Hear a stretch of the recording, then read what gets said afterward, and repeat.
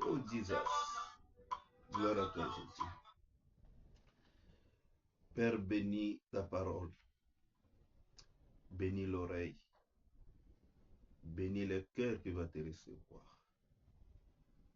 Par le nom puissant de Jésus-Christ, notre seul Seigneur et Sauveur. Gloire, gloire, gloire, gloire, gloire, gloire, gloire à l'agneau, gloire à Jésus. Mes bien-aimés dans le Seigneur, soyez bénis par le nom puissant de Jésus-Christ. Que l'Éternel bénisse aussi sa servante qui nous a chanté cette belle chanson. Je voulais partager avec vous, moi, votre bien-aimé Nzemampé, Ewan Israël de l'éternité, les sauts du cœur, les réserves de Yehoshua Amashia. Soyez bénis par le nom puissant de Jésus. Nous allons lire la parole de Dieu dans le livre de 1 Samuel, le chapitre 1er, versets 8 à 17. Je lis au nom de Jésus-Christ. Elkana, son mari, lui disait: Anne, pourquoi pleures-tu et ne manges-tu pas? Pourquoi ton cœur est-il attristé? Est-ce que je ne vaux pas pour toi mieux que 10 fils? Anne se leva, après que l'on eut mangé et bu à Silo. Le sacrificateur Élie était assis sur un siège près de l'un des poteaux du temple de l'Éternel. Et l'amertume dans l'âme, elle pria l'Éternel et versa des pleurs. Elle fit un vœu en disant: Éternel des armées, si tu dédaignes regarder l'affliction de ta servante, si tu te souviens de moi et n'oublie point ta servante, et si tu donnes à ta servante un enfant mâle, je le consacrerai à l'Éternel pour tous les jours de sa vie. Et le rasoir ne passera point sur sa tête.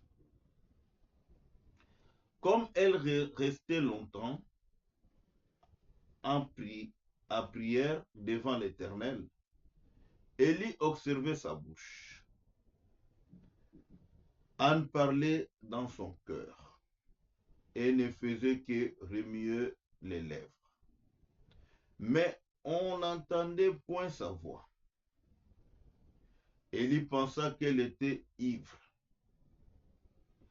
Et il lui dit: Jusqu'à quand seras-tu dans la l'ivresse? Fais passer ton vin. Anne répondit: Non, mon Seigneur, je suis une femme qui souffre en son cœur, et je n'ai bu ni vin ni boisson enivrante. Mais je répandais mon âme devant l'Éternel. Ne prends pas ta servante pour une femme pervertie, car c'est l'excès de ma douleur et de mon chagrin qui m'a fait parler jusqu'à présent. Et lui reprit la parole et dit, va en paix. Et que Dieu, le Dieu d'Israël, exauce la prière que tu lui as adressée. Amen. Mes frères et sœurs dans le Seigneur, je voulais partager avec vous la pensée du Seigneur. Et le thème, je l'ai intitulé les cris du cœur. Ici, la Bible nous parle de Anne. Anne et son mari. Le mari de Anne s'appelait Elkana. Elkana avait deux femmes, Pénina et Anne.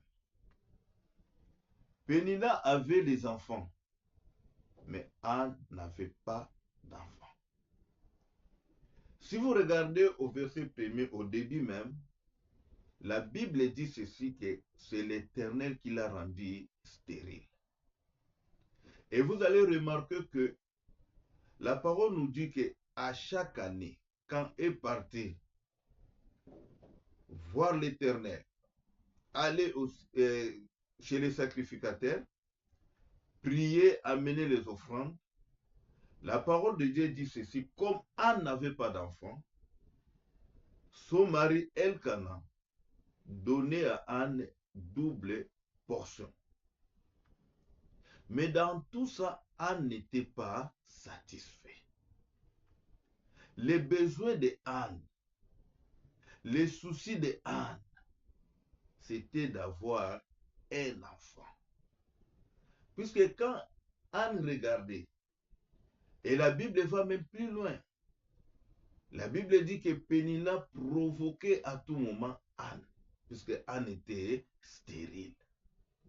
Mais regardez le verset 8. Que dit le verset 8? Il dit, Elkana, son mari, a dit à Anne ceci, Anne, pourquoi pleures-tu? Et ne manges-tu pas? Pourquoi ton cœur est-il attristé? Les soucis de Anne, c'était d'avoir l'enfant. Les cris du cœur. Anne était blessée. Anne regardait que non, moi je n'ai pas d'enfant. Malgré que son mari, la Bible souligne que son mari l'aimait beaucoup, mais elle n'avait pas d'enfant. Et ce jour-là, quand ils sont partis, arrivés, Anne a mangé, ils ont tous mangé. À la fin, Anne est partie plaider. Il est parti se présenter devant l'Éternel. Pourquoi Anne n'est pas allée chercher d'autres personnes de secours à gauche, à droite? Puisque aujourd'hui, les chrétiens, il y a même des chrétiens qui pensent que si tu es bloqué, les gens regardent toujours, peut-être c'est mon oncle, c'est mon cousin, c'est mon neveu, c'est mon mari, c'est quelqu'un, un ami. Il y a même ceux qui vont plus loin pour aller chercher les marabouts. Mais Anne savait que la solution viendra que de l'Éternel. Tu peux avoir des problèmes avec les gens. Si vous regardez même l'histoire de l'aveugle, ils ont posé la question à Jésus. Puisqu'il est né aveugle, l'enfant. On dit, ce sont ses parents qui avaient péché? Ou c'est qui? Le Seigneur avait dit non. Ce ne sont pas ses parents, mais c'est pour manifester la gloire de Dieu. Il y a des situations qui peuvent arriver dans ta vie. Ce n'est ni X ou Y. Mais il faut regarder l'Éternel. Il faut t'approcher à Dieu.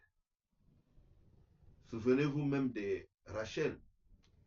La Bible dit que Jacob aimait beaucoup Rachel. Mais c'est Dieu qui avait rendu Rachel stérile. À un moment, il y avait que sa sœur Léa qui avait des enfants, qui donnait les enfants à son mari. Jusqu'à ce que Rachel est partie même prendre sa servante pour donner à Jacob. Mais à la fin de compte, Rachel avait aussi des enfants, Joseph et Benjamin. Mais il y a des fois, nous, les enfants de Dieu, on est un peu pressés. Pourquoi ma situation demeure comme ça? Pourquoi je n'ai pas la solution? Anne est partie chercher l'Éternel lui-même. Anne est partie pleurer devant l'Éternel. La Bible dit que il remuait seulement sa bouche, les lèvres, mais les paroles ne sortaient plus. Puisque c'était une femme qui était blessée en lui.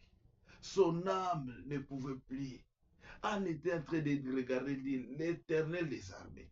Jusqu'à ce qu'elle a fait le vœu, dire à l'Éternel que si tu me donnes un garçon, je vais le consacrer. Je vais amener cet enfant pour te servir toute sa vie. Pourquoi Anne n'était pas partie chercher des marabouts? Pourquoi Anne n'était pas criée que ce sont mes oncles? Je vais prendre un témoin. Je vais interroger David. David nous a dit quelque chose dedans. Dans Psaume 121, les versets 1 à 2, que dit la Bible? David dit ceci. J'élève mes yeux vers les montagnes d'où me viendra le secours. J'élève mes yeux vers les montagnes d'où me viendra le secours. Et le verset, il dit seulement, il dit, le secours me vient de l'Éternel qui a fait les cieux et la terre.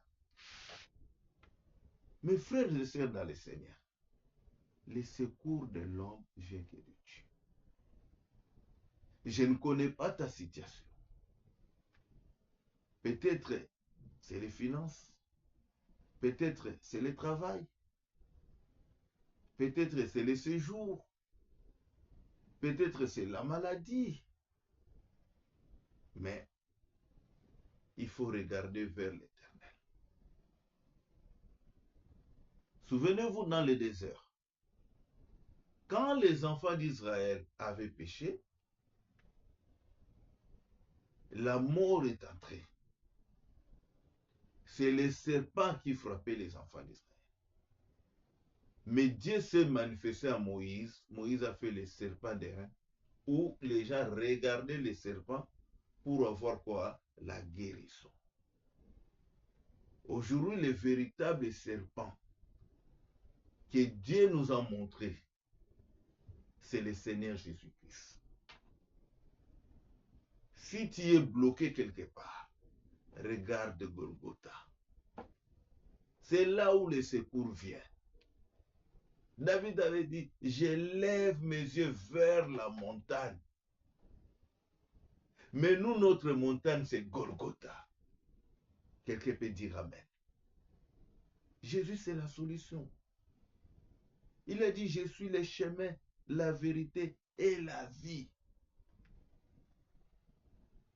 Tout ce que vous demanderez au Père à mon nom, je le ferai afin que le Père soit glorifié par le Fils.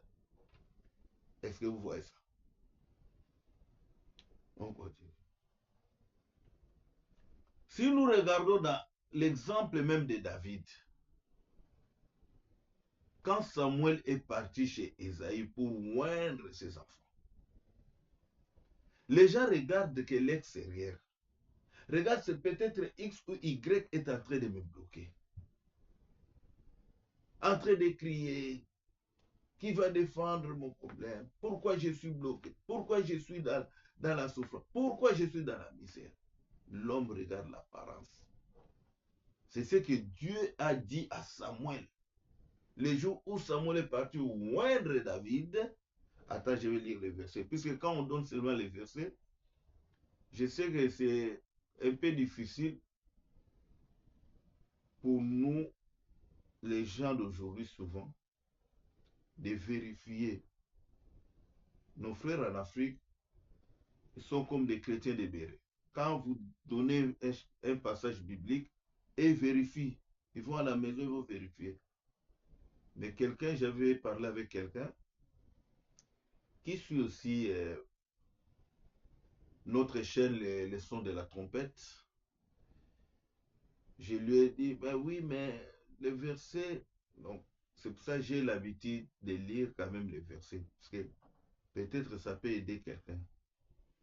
Ceux qui n'ont pas encore la connaissance. Si vous donnez seulement les versets, ils ont des difficultés d'aller vérifier dans leur Bible. Amen. Je lis quand même les passages. 1 Samuel chapitre 16, le verset 7. La Bible dit, Dieu dit à Samuel, mais le Seigneur lui dit, ne te laisse pas impressionner par sa mine et sa taille imposante, car je ne l'ai pas choisi. Je ne juge pas de la même manière que les hommes. Les hommes s'arrêtent aux apparences, mais moi, je vois jusqu'au fond du cœur. Les cris du cœur. Dieu a vu jusqu'au fond du cœur de Anne que cette femme est blessée. Cette femme a compris. Je dois trancher pour son cas. Gloire à Jésus. Je vais prendre le Proverbe, chapitre 4, le verset 23. Que dit la Bible? Je lis au nom de Jésus-Christ. Gardez ton cœur plus que tout ce que l'on garde, car de lui sont les issues de la vie. Gardez ton cœur plus que tout ce qu'on garde. Mais bien aimé, l'Éternel regarde que le cœur, la disponibilité de ton cœur. Quand tu te présentes devant Dieu, quand tu demandes, le Seigneur regarde d'abord le cœur. Vous allez voir que quand la personne vient vers le Seigneur, la première des choses, Dieu tourne, il change le cœur de cette personne. Remarquez Saoul. Quand il était parti chercher les brebis de son père, quand il a rencontré Samuel le prophète, à son retour, Samuel lui a dit, quand tu vas aller, l'Esprit de Dieu va te saisir, tu vas prophétiser, tu verras ça, on va te donner les pains, tout ça. Vous pouvez lire dans les livres d'un Samuel. Mais la Bible nous dit ceci. Dieu avait transformé le cœur de Samuel, de Saoul. Dieu a transformé son cœur. Parce que dans le cœur de l'homme, c'est là où, c'est pour ça,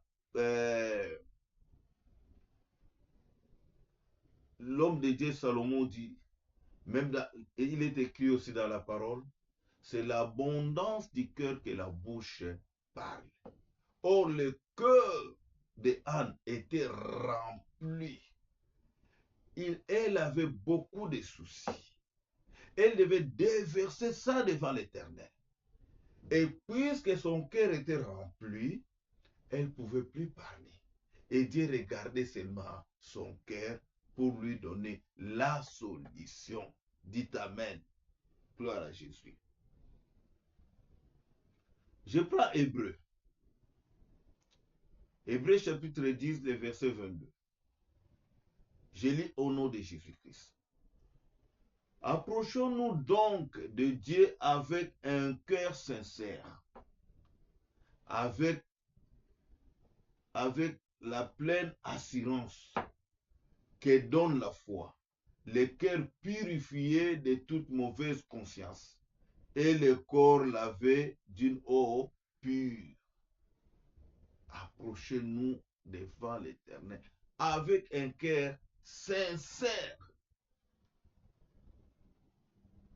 La prière de Anne était très très efficace parce que son cœur était disposé devant Dieu. Et la réponse était directe. Remarquez même l'homme de Dieu, Élie. Aujourd'hui, il y a même des hommes de Dieu, s'il a les ministères prophétiques, tout ce qu'on va lui dire, oui, Dieu m'a dit ceci. Il y a même ceux qui viennent après, si la chose est déjà passée. Oui, le Seigneur m'avait révélé ça. Non. Élie n'avait pas vu la souffrance de Anne. Élie croyait que Anne est ivre, comme dit la Bible. Un prophète ne connaît pas tout, sinon tu deviens Dieu. Mais la réponse, quand Anne a parlé, Élie a accompli, il a dit que l'Éternel des armées que tu viens de demander, qu'il puisse accomplir ce que ton cœur désire. Ça, en tant qu'homme de Dieu, il a appuyé avec la parole de Dieu et Dieu a exaucé les deux. La prière de Anne est ce que son homme ou l'homme de Dieu a prononcé. Est-ce que vous voyez ça? Mes frères, il y a plusieurs façons de prier. Mais la première des choses, ton cœur doit être disposé à Dieu. Quand tu te mets pour prier, demander quelque chose à Dieu, tu dois être disposé. Un cœur pur. Un cœur disposé à Dieu. Un cœur qui a accepté Yehoshua, le Seigneur Jésus-Christ comme Seigneur et Sauveur. Alors là, tu n'auras même pas d'effort, de faire des efforts. Dès que tu te présentes, c'est que tu es en train de prononcer dans ta bouche, puisque c'est l'abondance du cœur. Dieu a déjà exaucé. C'est pour ça qu'il a dit, avant même d'ouvrir ta bouche, je connais tes besoins. Et il vient pour te donner la réponse. Est-ce que vous voyez ça? Je prends Romains, chapitre 8, les versets 26 à 27. De plus, l'Esprit Saint aussi vient nous aider, nous qui sommes faibles. Nous ne savons pas prier comme il faut. Alors l'Esprit lui-même prie pour nous avec des gémissements que la bouche ne peut pas réduire. L'Esprit de Dieu nous aide. Ça nous arrive. Tu es en train de penser à quelque chose, donc ton cœur est en train de te pousser à quelque chose. C'est déjà une prière faite et le Seigneur a déjà exaucé. Tu vois directement la réalisation et Dieu accomplit. Mais à une seule condition, que ton cœur soit disposé à Dieu. Les cris du cœur, la vraie prière, quand tu t'es donné à l'Éternel, quand ton cœur est ouvert, pas le cœur qui a de la haine, qui a la jalousie, qui a les mensonges, qui te pousse tout le temps à voler. Non. C'est pour ça que la Bible dit la prière des justes a une grande efficacité. La prière des justes. Si vous voyez ça. Le verset 27. Mais Dieu voit le fond du cœur. Il sait ce que l'Esprit veut demander. Oui, l'Esprit Saint prie comme Dieu le veut pour ce qui lui appartiennent. Dieu voit le cœur. C'est là où toute chose sort. C'est pour ça que le Seigneur avait dit, ce qui entre ne suit pas l'homme, mais c'est ce qui sort. Donc, le cœur d'un homme de Dieu un enfant de Dieu, c'est le Saint-Esprit qui te pousse à parler. Le cœur qui a plein de péchés, quand tu ouvres, tu es en train de blasphémer Dieu. Est-ce que vous voyez la différence? Gloire à Jésus. Pierre dira ceci, il dit, dans 1 Pierre chapitre 3, le verset 12, « Car les yeux du Seigneur sont sur les justes, et ses oreilles sont tournées vers leurs supplications. Mais la face du Seigneur est contre ceux qui font le mal. » La face du Seigneur est contre ceux qui font le mal. Tu veux quelque chose obtenir? Tu as demandé quelque chose à Dieu? Regarde d'abord ton intérieur. Si tu ne marches pas selon la volonté de Dieu, répands-toi mon frère, répands-toi ma sœur et demande maintenant. Ta prière aura une puissance devant l'Éternel. Et Dieu va te répondre facilement. Il ferme les oreilles quand les méchants crient. Mais les yeux de l'Éternel sont sur les justes. Matthieu chapitre 6. Écrivez et lisez aussi à la maison. Le verset 7. Quand vous priez, ne répétez pas sans fin les mêmes choses comme les païens. Ils pensent qu'ils seront exaucés en multipliant les paroles.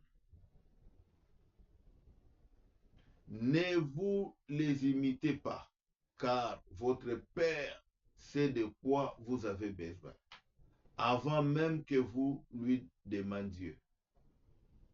Regardez ceux qui prient. Seigneur, mon mariage, le travail. Tu fais que répéter les choses. La prière, c'est retourner à Dieu. Tu cherches le travail. Il faut prendre les versets qui appuient ta parole. Le trésor précieux de l'homme, c'est l'activité. Tu as dit, celui qui ne travaille pas ne mange pas non plus. La Bible dit, tout travail procure de l'abondance. Celui qui détruit au travail est comme l'ennemi. Parce que l'ennemi vient pour détruire. La première des choses, le travail. Tu cherches le travail, c'est dans la volonté de Dieu. Si vous regardez nos vidéos précédentes, j'avais parlé sur le travail, au début même de l'année. Celui qui ne travaille pas ne mange pas non plus. Voilà. Ça ne sert à rien de répéter que les mêmes paroles. Prends les versets qui appuient ta prière. Seigneur, il est écrit. Seigneur, la Bible nous dit ceci. Là, Dieu regarde sa parole comme il est la parole. Il voit que réellement... Regarde quand Jésus, avec les diables, dans Jean, les diables parlaient à Jésus, il est écrit. Jésus répondait, il est aussi écrit. Pourquoi? Puisque c'est la parole qui doit détruire la fausseté. C'est vrai ça. Gloire à Jésus. Je vais prendre le dernier verset dans le livre des psaumes. Le psaume 145, les versets 18 à 19. Je lis au nom de Jésus-Christ. Je prends d'abord le verset 18, je pense. L'Éternel est près de tous ceux qui font appel à lui, de tous ceux qui font appel à lui avec sincérité. Il accomplit les désirs de ceux qui les craignent et il entend leurs cris et il les sauve. Il entend leurs cris et il les sauve. Donc, les cris du cœur, c'est la personne qui vient devant l'Éternel avec un cœur sincère. Et la réponse de Dieu ne tardera pas. Vraiment, mes bien-aimés, c'est ce que je voulais partager avec vous par la grâce de Dieu. Comme je vous ai toujours rappelé qu'il y a un numéro de téléphone pour ceux qui veulent être assistés, la prière, conseil, et de partager nos vidéos, liker nos vidéos. Je pense que le Seigneur est proche. C'est notre temps, puisque la grâce est encore chez nous les nations. Et l'habitude de lire, quand vous prenez des vidéos comme ça, regardez les versets, vérifiez encore, lire la parole, prier, continuez à nous soutenir dans vos prières, puisque par la grâce de Dieu, nous avons beaucoup de choses à partager avec vous. Vraiment que le Seigneur vous bénisse. Soyez bénis abondamment au nom de Jésus-Christ. Amen.